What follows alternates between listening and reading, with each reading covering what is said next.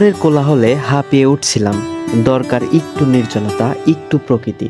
আর সেই খোঁজেই শুরু হয়েছিল আমার আজকের ভ্রমণ। আসসালামু আলাইকুম বন্ধুরা, সবাই কেমন আছেন? আশা করি সবাই অনেক অনেক অনেক ভালো আছেন। আজকের ব্লগটা একদম স্পেশাল, একদম ইউনিক। আশা করি পুরো ব্লগটা আমাদের সঙ্গেই। অনেক দিন ধরে ভাবতেছি ঘুরতে যাব, কিন্তু যাওয়ার হয় না। তাই আজকে আমি আমার বন্ধু সৌরভ আর আলামিন মিলে একটু ঘুরতে বের হলাম। মেট্রো রেলের জন্য অপেক্ষা করতেছিলাম। আর কোথায় ঘুরতে গিয়েছিলাম আপনারা যদি চিনে থাকেন অবশ্যই অবশ্যই কমেন্ট বক্সে জানাবেন। একটু অপেক্ষা করার পর চলে আসলো মেট্রো রেল। আমি আর আমার বন্ধু সৌরভ ঠেলে ঠেলে তো মেট্রো রেলের ভিতরে গেলাম। ভাই রে ভাই, কি একটা অবস্থা! মানে পুরা মেট্রো রেলের মানুষ আর মানুষ, মানে পা ফেলানোর জায়গা নেই।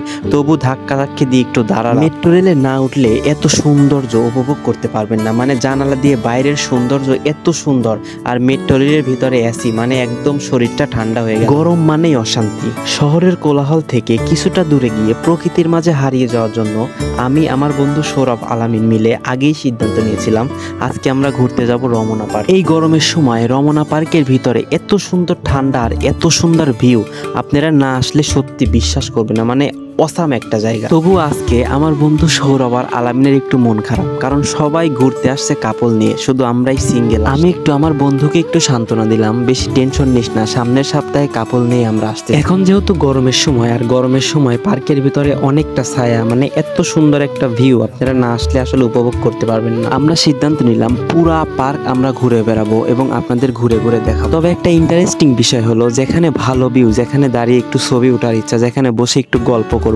সেই মেইন পয়েন্টগুলোতেই শুধু মেয়েদের। কি আর করার, আজকে তো শুধু ঘুরতে আসছি আর দেখতে আসছি। আমার মনে হয় এই গরমের সময় সব কাপল এই পার্কে এসে জমা হয়েছে, মানে ছায়ার ভিতর বসে বসে গল্প আড্ডা করে। পুরা পার্ক ঘুরে একটু ক্লান্ত হয়ে গেছিলাম, এজন্য একটু বসার সিদ্ধান্ত নিলাম। পার্কের ভিতরে প্রায় সব গাছই ছিল, আম গাছ, জাম গাছ, কাঁঠাল গাছ। একটা কাঁঠাল গাছে তো পুরা কাঁঠালে ভর্তি ছিল। ভাবলাম একটা কাঁঠাল পেরে খাই, কিন্তু কাঁঠাল একদম ছোট ছোট, অর্থাৎ কাঁঠাল পাকে নাই, এজন্য আর পারলাম। কাঁঠাল খাইনি তো কি হয়েছে, একটা গাছে জাম পেকে তো একদম গাছ পরিপূর্ণ পাকা জামে ভর্তি ছিল।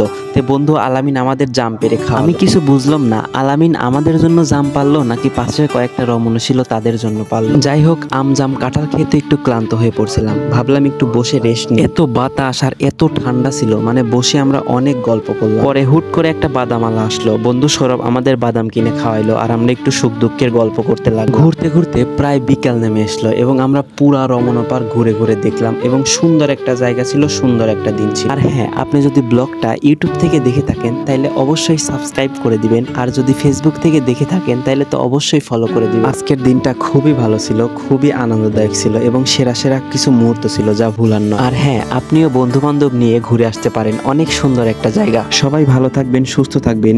নেক্সট নতুন ইউনিক ব্লগ নিয়ে আপনাদের সামনে হাজির হব। সবার সুস্বাস্থ্য কামনা করি। আসসালামু আলাইকুম।